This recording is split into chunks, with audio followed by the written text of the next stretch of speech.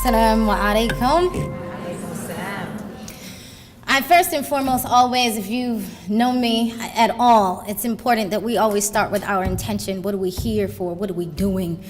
And so we want to first start with our intention is in the heart. The seed of intention is in the heart. But bi'idhnillah, by calling them out, we're able to grasp them and put them in our heart to expand this moment and to have the maximum benefit so that we walk away from this with as much barakah, as much khair as is possible. So we're here by the intention to expose ourselves to the mercy of Allah. We're here by the intention to expose our minds to the expansion of Allah. We're here by the intention to expose our souls to the transformation of Allah. We're here by the intention that we may get knowledge from our teachers and our scholars and our activists so that we can become better people, so that we can become a better ummah, so that we can actually act upon the Quran and the sunnah of the beloved messenger alayhi salatu wasalam. We're here by the intention to obey the commandment in the Quran, to enjoin the good and to forbid the evil. We're here by the intention to eradicate every evil, every darkness, every ignorance inside of our own selves and inside our families and inside our communities. We're here by the intention that we can be numbered amongst those who were truly Muslim. We're here by the intention that we can be amongst those who were believers, who were striving towards Allah subhanahu wa ta'ala, to walk away from hellfire and to walk towards Allah subhanahu wa ta'ala with every fiber of our being. Allahumma ameen.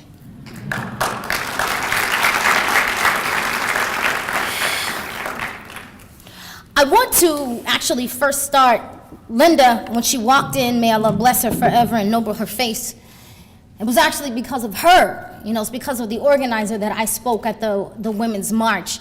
So I don't want to ever forget, because sometimes we see those who are standing out front, but we forget those who have sacrificed and who struggled and who suffered in order for us to be teachers, in order for us to even have the opportunity to speak and to address the nations. Well, jazakumullahu khairan. As she sat down, she flipped her phone to something I wanted to remind you all of this morning, and that was of Erica Garner, who is the daughter of Eric Garner, passed away this morning. And subhanAllah, Donna Austin, as she posted it, and if you don't know Donna Austin, you should. She's actually one of our great professors as well as activists in this work. When she posted it, she said, one of the things I remembered most about her was that when she was standing with the FOI. How many of you know who the FOI are? Okay. FOI are called the Fruit of Islam. They're the brothers who go out and stand in any case, in any situation where the nation of Islam is present. So Erica Garner, she actually went to, there was a protest, and she went to where FOI was standing. And she said, I just want to thank you. I just wanted to come over and I wanted to greet you because I wanted to say thank you for the level of support and compassion that you've shown my family. Not just during the time of my father's passing, but continuously. So anytime I see the FOI, I'm just honored to come up and want to greet you. I want to say to us, for those who are looking at the FOI of the Nation of Islam with any kind of a side eye, I want us to say, where were we in the passing of Eric Garner? Where were we? There was a alhamdulillah wa shukurillah when Brother Alton Sterling, when he passed away, when he was shot and when he was murdered, while just selling some CDs, there was a Muslim Yemeni brother, may Allah bless him forever, who actually stood up and said, no, despite the fact that you're trying to smear this man's character, this is a good man. This is an excellent father. This is a husband. But the level of backlash that Muslim brother suffered was horrendous. And since then, we have not seen another Muslim stand with that family. Where are we when that young boy, I don't know if you've seen the videos, but when Alton Sterling's son was weeping during the press conference, just crying out, my daddy, you took my daddy from me. We have to begin to look at it and say, if we as Muslims have the responsibility to enjoin the good, if we're talking about dawah, if we're talking about being woke, where are we in the comfort comfort in the lives of these people? Where are we when it comes to their level of their deep struggle? I'm not talking about the public struggle. I'm talking about when they go home and he doesn't have a father at his table. I'm talking about when his wife goes to bed and there's no one beside her and there's no man to protect her. Where are we then?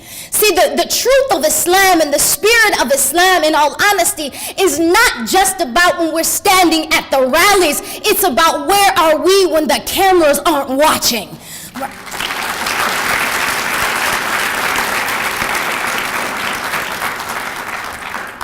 And so I want to talk about our concept. I've been charged with the responsibility. I don't want to go too far off because I know I get excited. I do. And so it'll be like 25 minutes past the time.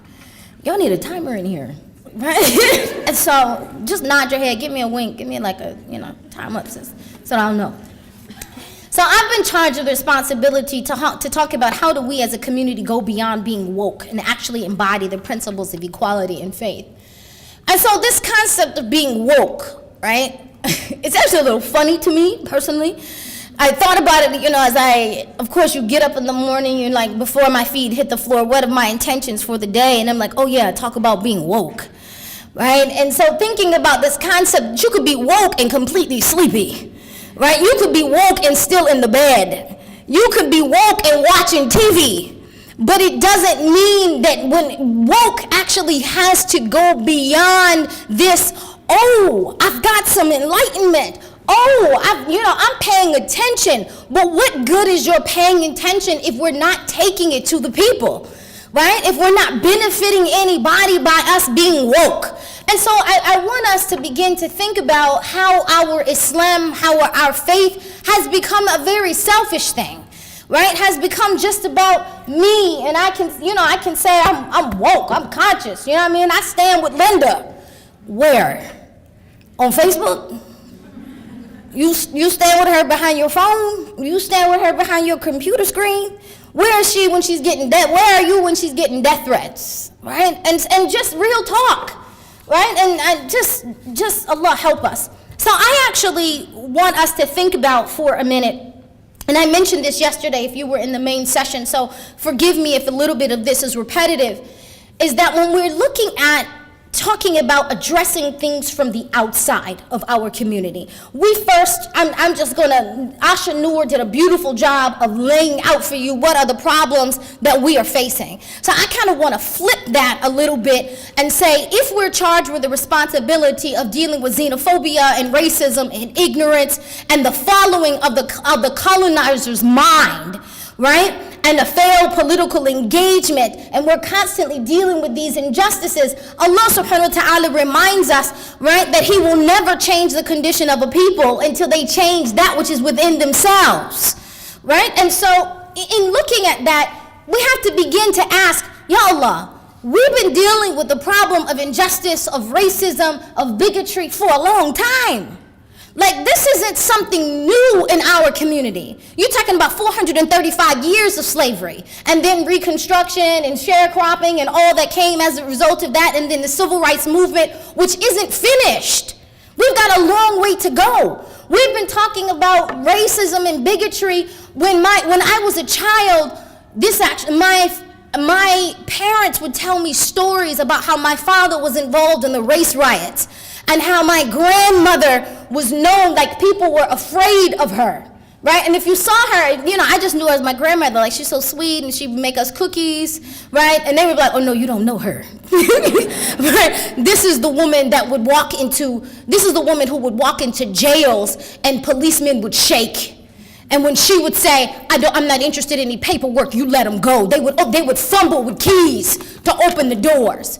So we have to begin to say, what kind of power is that? What is it? What kind of strength is that? And without a shadow of a doubt, if we as Muslims don't have a connection to that kind of power, if we're not connected to Allah subhanahu wa ta'ala in a way that says that we make kufr and injustice quiver, if it doesn't shake when we walk into a room, we're not connected. We're not connected. And that And it's just kind of like, there's a lot of electricity and power in the room, but unless I'm actually plugged into that power, I've got nothing coming, right? If your phone's gonna die, you've got nothing coming. And so looking at our internal condition, I want us to do these three things really quickly, bi'idhnillah. Allah subhanahu wa ta'ala created us mind, body, and soul. Therefore, we have to connect to Allah subhanahu wa ta'ala, mind, body, and soul. And we have to be active in our change, mind, body, and soul. So first, looking at the mind is our belief. This is our framework, right? That Allah and His Messenger and our righteous ancestors, we've got to know our deen. You've got to be firm on your aqidah. You've got to know your fardul ayn. And this is just basic. I'm talking about just some of the basics. Most of us say, no, I believe in Allah and I believe in His messengers, but do you really know how to approach this work, right? And how did they approach this work? Because if not, we're going to make some fatal mistakes. And this is why Allah is saying, I'm not changing your condition. Not yet. So then looking at the body, what would be the body in this case? Yes, in terms of activism, but more importantly, do you know the statistics? Do you know the laws of the land? Right? The laws of the land in this case, that's what's going to arm you. That's what's going to give you the hands in order to take action. How many of us are real? That's something we're actually, and I'm not talking about you got to go to law school. I'm talking about you need to know, you need to go back to Carter G. Woodson's book about the miseducation of the Negro and how important it is for you to know the law of the land. That if you don't know the law, we're not going to know where the loopholes were. In all honesty, this was actually some of the benefit of the laymen of the civil rights movement. This was the benefit actually of Martin Luther King and Malcolm X, and this was the benefit of the Black Panthers because they knew the law.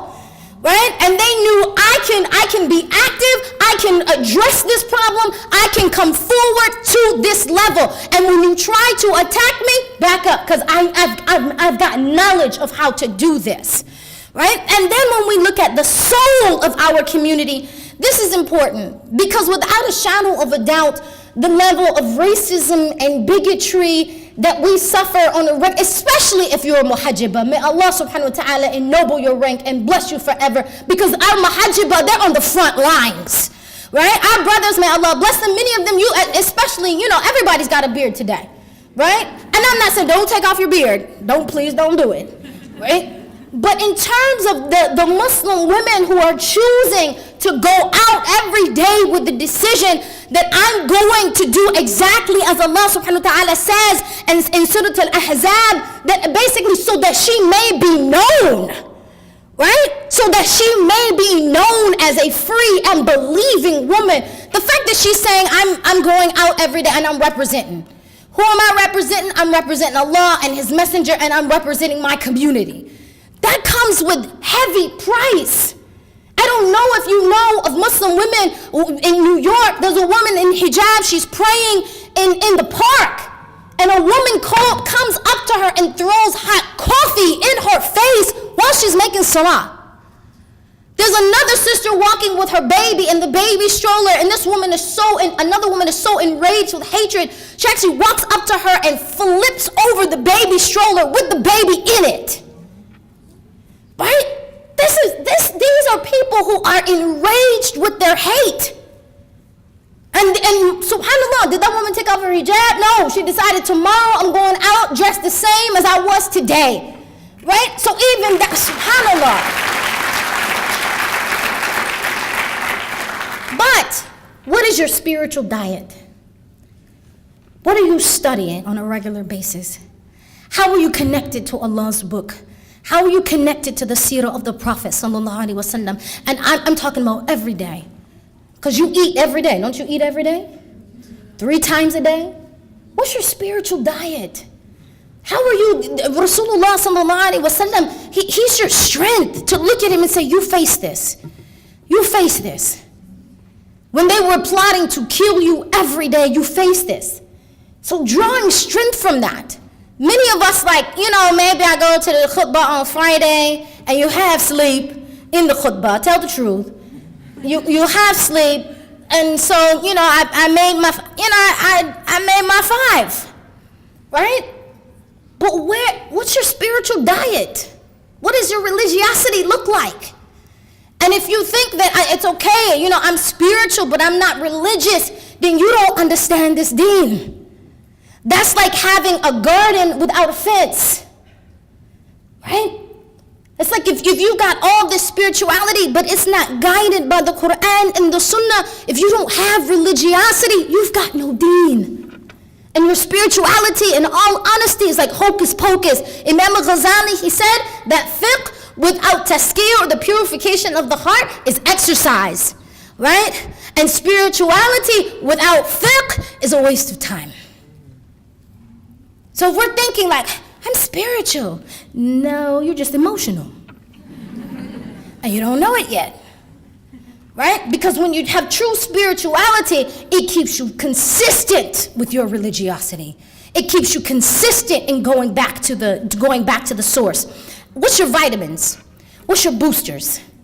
Right? What are your boosters? Like I've got my, and if you're missing salawat, right? If you're missing your daily 5 and you're missing your recitation of Quran in the morning and you're missing, what's your, you've already got serious holes. So what's your vitamins? What's your sunnah to support that? Right? To support the diet. What are not just your sunnah prayers, because that's just for you. What are your sunnah activities in terms of serving the poor? Did you know Rasulullah sallallahu alaihi wasallam, he said, I love the poor. I love them. When we looked at where were Ahl Sifat, where were the homeless people during the time of Rasulullah sallallahu alaihi wasallam, where could you find the homeless people? On his porch. Right? That when Abu Hurairah radiallahu ta'ala anhu, when he came to the Prophet sallallahu alaihi wasallam, and I won't go through the story because it's a long story, when he was so hungry that he started to hallucinate. And the Prophet ﷺ told him, come with me. I know what you need. Right? He passed by other Sahaba and they were like, I don't know what you're going through, Abu Hurairah. I don't understand. Right? But when the Prophet ﷺ saw him, he said, I know what that is. I can relate. I understand your problem. So he said, come with me. So he came to him. He went to his own house. And he asked his family, do we have anything to eat? And they said, La ya Rasulullah, we don't have anything to eat. But somebody did send some milk. Right? Can you imagine? How many of you go home and you're like, Mama, what we got to eat? What we gonna eat? You ask your wife, what's to eat? What's for eat? Nothing, but somebody sent some milk. So they brought him a cup of milk. And so before he gives the milk to Abu Hurairah radiallahu ta'ala anhu, he says, Call Ahl Sifat. And Abu Hurairah was like, yo! I knew he was going to say that, right? I knew he was going to say, bring them. And so he calls them, and it's about 70 of them. Can you imagine 70 homeless people show up to your door and want some food? I want you to think about the stench of homeless people. I want you to think about the desperation on the looks of people who are that poor. Most of us, when we pass by them, we're trying to hold our nose. We're trying to step a little bit to the side, make sure they don't touch us. Right? But he's calling them. And whatever little bit he has, he's giving it to them. He's sharing it with them. Once one of them walked into the halaqah, and the companion sitting beside Rasulullah sallallahu alaihi wasallam, he gathered his clothes. Because he didn't want his stench. He didn't want him to touch his clothes. And so the Prophet ﷺ, he looked at him with a look of disdain. And he said, are you afraid that you will catch what he has? Are you afraid his poverty is contagious? And so the poor man, he said, Ya Rasulullah, don't worry. I'm afraid I'll catch what he has.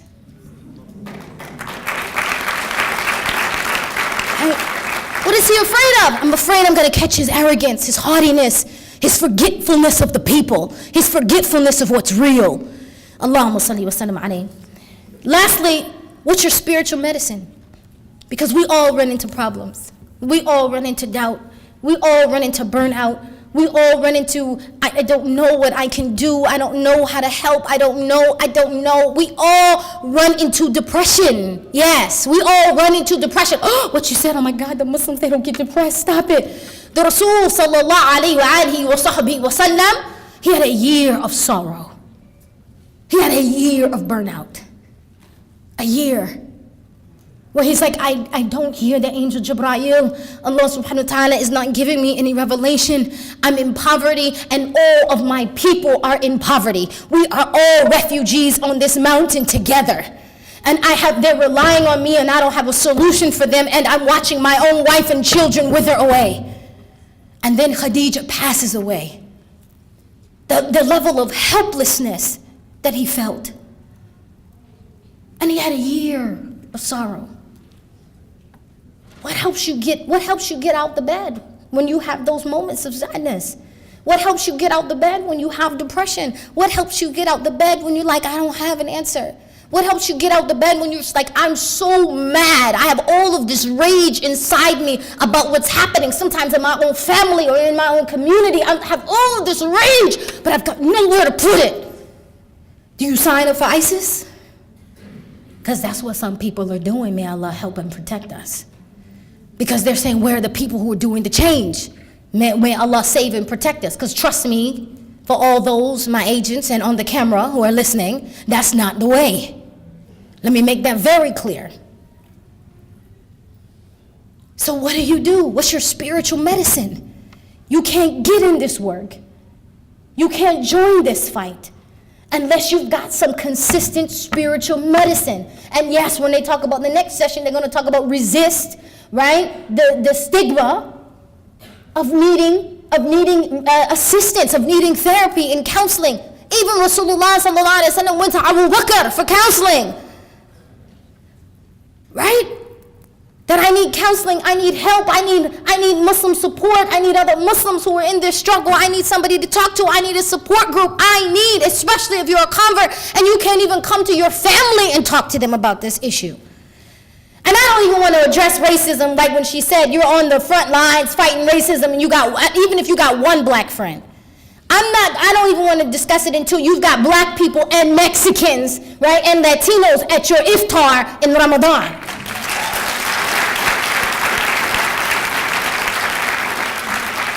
Until they're a part of your Eid celebrations. Not you see them at the masjid and you wave at them from afar, but they're actually, because many of them who are converts and who've left their family holidays and who've distanced themselves to some degree to join this deen, they're very lonely and they're very sad on the day of Eid.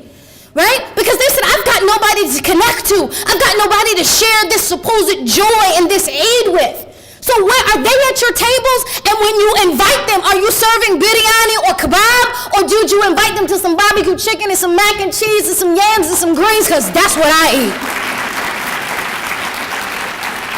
It's different when do you think about them truly? Are they truly included? And so I'm just going to end there, right?